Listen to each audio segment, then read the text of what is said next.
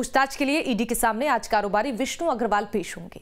ED ने चौथी बार समन जारी करते हुए हाजिर होने को कहा है। पिछली बार 26 जुलाई को ईडी के हीनू क्षेत्रीय कार्यालय उन्हें जाना था, लेकिन बीमारी का हवाला देते हुए उन्होंने समय मांगा था। 26 जुलाई को ही ईडी ने तत्काल नोटिस जारी कर दिया था। ईडी की ओर से जारी समन 31 जुलाई को ईडी ऑफिस पहुंचने के लिए कहा गया है। तो ईडी ने विष्णु अग्रवाल को कब कब बुलाया है वो भी हम आपको बता रहे हैं ग्राफिक्स के जरिए। 17 जुलाई को ईडी ने पूछताछ के लिए विष्णु अग्रवाल को बुलाया था। दरअसल बीमारी का हवाला उनकी तरफ से दिया गया और 3 हफ्ते का वक्त मांगा गया। इसके बाद ईडी ने फिर समन जारी कर 26 जुलाई को बुलाया। 26 जुलाई को भी पूजा पाठ का हवाला देकर विष्णु अग्रवाल पेश नहीं हुए। अब ईडी ने समन जारी कर 31 जुलाई यानी कि आज बुलाया है पूछताछ के लिए। देखना यह होगा कि आज विष्णु अग्रवाल पेश होते हैं या नहीं। फर्जीवाड़ा कर सेना के जमीन खरीद बिक्री का आरोप है विष्णु अग्रवाल पर। जमीन के मूल दस्तावेज में छेड़छाड़ का भी आरोप है। जमीन के असली रैयत का नाम बदलने का भी आरोप विष्णु अग्रवाल पर है। जमीन की रजिस्ट्री और म्यूटेशन कराने के आरोपों की पुष्टि हो चुकी है। चेशायर होम रोड पर 1 एकड़ जमीन उनकी तरफ से खरीदा गया है। दस्तावेज में जालसाजी कर जमीन की खरीद बिक्री का आरोप विष्णु अग्रवाल पर है।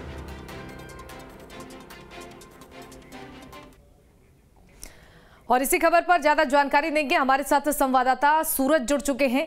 सूरज, देखिए, सेना जमीन घोटाला मामले में पूछताछ के लिए ईडी की तरफ से आज विष्णु अग्रवाल को बुलाया गया था पेश होने के लिए। क्या कुछ अपडेट है, कब तक उनकी पेशी हो पाएगी? क्या आज विष्णु अग्रवाल पेश होंगे या नहीं?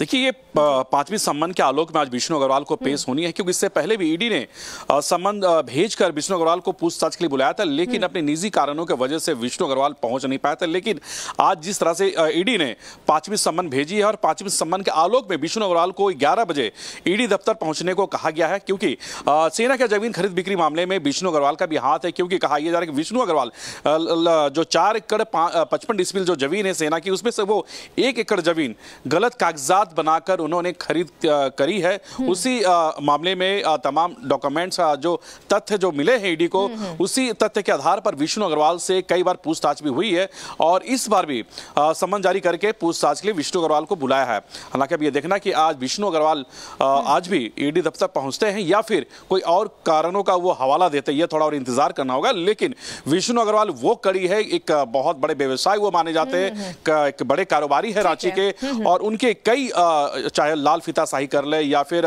सफेद पोस्ट की बात कर ले, कई लोगों से उनकी अच्छी साठगांठ है। तो इससे पहले जो पूछताछ हुई थी, उस पूछताछ में विष्णु अग्रवाल से ईडी ने कई दस्तावेज और डॉक्यूमेंट्स लाने को कहा था और जो उनके पारिवारिक जो संपत्ति है उसके भी आय का जो ब्यौरा है वो भी विष्णु अग्रवाल से ईडी ने मांग की थी पूछताछ के दौरान। तो ये तमाम जो चीजें हैं, जो तमाम तथ्य है, तमाम जो डॉक्यूमेंट्स है, तमाम जो कागजात है, विष्णु अग्रवाल लेकर पहुंचे थे। लेकिन जिस तरह जो सवालात थे विष्णु अग्रवाल से जो पूछताछ की जा रही थी, उस पूछताछ को लेकर विष्णु अग्रवाल कहीं ना कहीं सपोर्ट नहीं कर रहे थे ईडी के। तो कहीं ना कहीं ईडी को और भी कई ऐसे तथ्य हाथ लगे हैं, ऐसे कई सबूत हाथ लगे हैं, उसी के आधार पर फिर विष्णु अग्रवाल से ईडी के अधिकारी पूछताछ करेगी। बिल्कुल सूरज, देखिए, जैसा कि आपने बताया कि 5वीं बार उन्हें समन जारी किया गया है, लेकिन वो हर बार तबीयत खराब होने का हवाला दे रहे हैं, निजी कारणों का हवाला दे रहे हैं, यानी कि वो ईडी के सवालों का सामना करने से डर रहे हैं। संकेत यही दिए जा रहे हैं। लेकिन इस बीच अगर समझने की कोशिश की जाए सूरज, तो कहीं ना कहीं अब इसकी वजह से उनकी मुश्किलें आगे बढ़ सकती हैं, गिरफ्तारी की तलवार भी उन पर लटक सकती है।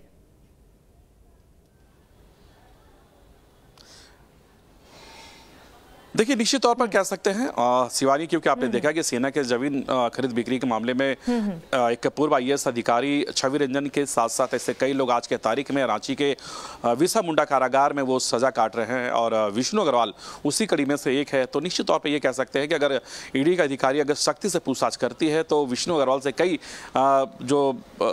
जैसे कई तथ्य या ऐसे कई जानकारियां वो बाहर निकल के आ सकती है। और हालांकि जैसे मैंने आपको बताया कि बड़े कारोबारी में विष्णु अग्रवाल का नाम आता है और विष्णु अग्रवाल की अकूत संपत्ति राजधानी रांची के अलावे वेस्ट बंगाल के पुरुलिया में बताया जा रहा है। पुरुलिया में कई फैक्ट्रियां हैं, रांची के नामकुम में पेट्रोल पंप है, कई फैक्ट्रियां हैं, कई मॉल है रांची में, और कई नेताओं के साथ उनके साठगांठ भी बताए जा रहे हैं। ठीक है सूरज, आपका बहुत बहुत शुक्रिया इन तमाम जानकारियों के लिए।